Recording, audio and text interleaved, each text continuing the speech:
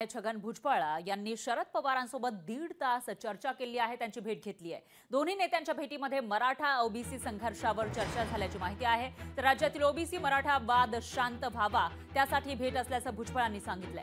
पवारांसोबतची भेट राजकीय नव्हती असंही भुजबळ म्हणाले। तर पवारांना भेटण्यापूर्वी प्रफुल्ल पटेल यांच्याशी चर्चा केल्याचंही त्यांनी सांगितलेलं आहे। तिसऱ्या आघाडीबाबत मला काही माहित नाही अशी प्रतिक्रियाही भुजबळांनी दिलेली आहे। तर छगन भुजबळ जे अजित पवारांच्या राष्ट्रवादीमधील एक मोठे नेते आहेत आणि ओबीसी आंदोलनावरून ते चर्चेत आलेले आहेत। मराठा आंदोलनावर आंदोलक मनोज रांगे पाटील यांच्यावर त्यांनी टीका केली होती आणि त्याचबरोबर सर्व पक्षांची जी बैठक झाली त्यामध्ये विरोधक आले नाही, त्यावरून भुजबळांनी कालच पवारांवर निशाणा साधला होता आणि आज पवारांसोबत चर्चा केली।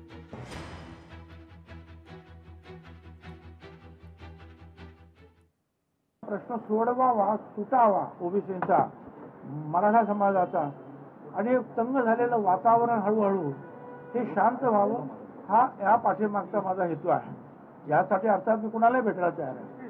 उद्या मला जर असं वाटलं की राहुल गांधींना सुद्धा भेटलं पाहिजे किंवा प्रधानमंत्र्यांना भेटलं पाहिजे तर मी त्यांना सुद्धा भेटेल, परंतु राज्यातलं वातावरण शांत असलं पाहिजे। गोरगरिबांची घरं जी आहेत ही पेटता कामा नयेत, एकमेकाच्या जीवावर कोणी उठता कामा नये आणि वातावरण शांत राहावं हा त्याच्या पाठीमागचा माझा हेतू आहे। याच्यामध्ये कुठलंही राजकारण नाही।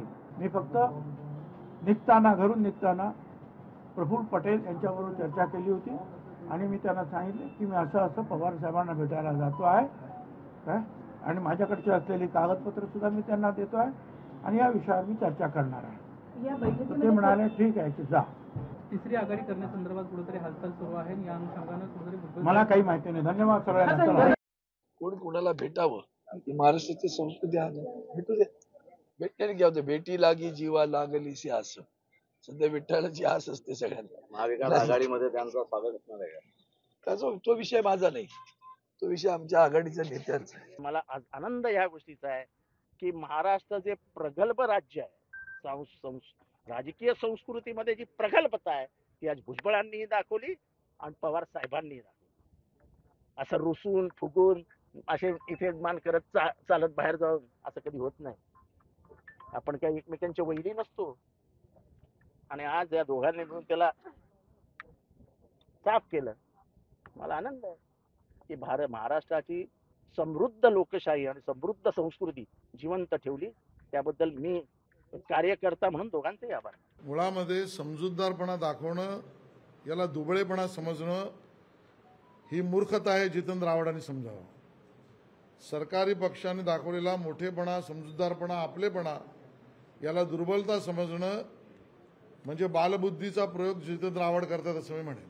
आता का भेटायला गेले हे तर जशी तुम्हाला बातमी माहिती आहे तेवढीच मलाही माहिती आहे। मी काय अजून कोणाला फोन केला नाही, विचारलेलं नाही, परंतु शरद पवार एक ज्येष्ठ नेते, यांना भेटायला महाराष्ट्रातलं काय देशातलं कोणी लोक जाऊ शकतात असं मला वाटतं, म्हणून गेले असते।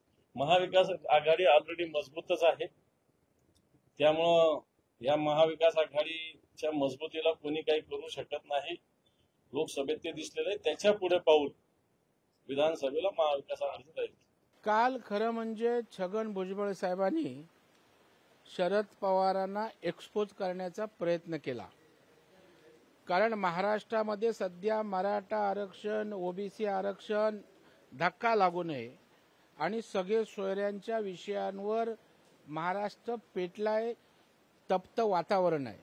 अशा वेळेला त्या ठिकाणी दुरून डोंगर साजरे करण्यापेक्षा प्रत्यक्ष आपली भूमिका काय हे राज्यातल्या जनतेसमोर आलं पाहिजे आणि ते समजून घेण्यासाठी कदाचित छगन भुजबळ पवार साहेबांकडे गेले असतील। छगन भुजबळजी भेटले पवार साहेबांना आणि मराठा ओबीसी वाद मिटावा म्हटलं, हे तर चांगली गोष्ट आहे। खरं म्हणजे महाराष्ट्र हा असा जाती जातीमध्ये निर्माण होणं योग्य नाही।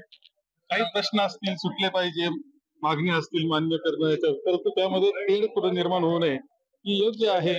तेवढ्यासाठीच भेटले असतील तर आनंदाचीच गोष्ट ती आहे, पण तेवढ्यासाठीच भेटले का?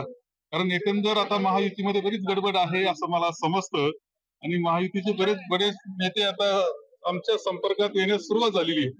त्यामुळे त्यांचं कारण सांगितलं असेल तर आनंदच गोष्ट आहे, पण दुसरंही कारण असं असू शकतं असं मला वाटतं. महाराष्ट्राचं सरकार हे प्रत्येक गोष्टीवर अपयशी ठरलेलं आहे.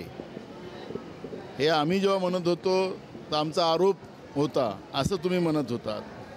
आता हा आरोप नाही, हे वस्तुस्थिती आहे की महाराष्ट्रातलं एकनाथ शिंदे भाजप प्रणीत जे सरकार आहे हे सत्ता चालवण्याच्या लायकीचे नाहीत असं राज्याच्या मंत्रिमंडळातले सिनियर मंत्री ज्या पद्धतीनं आज त्यांचे कार्यक्रम झालेले आहेत तर त्याचा उद्देशच तो आहे की हे सरकार लायकीचं राहिलेलं नाही आणि हे सरकार महाराष्ट्र शांत करू शकत नाही, महाराष्ट्र शेतकऱ्यांच्या आत्महत्या थांबवू शकत नाही.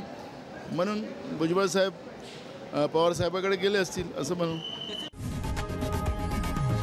लोकशाही मराठी ऐका, पहा, जागरूक रहा.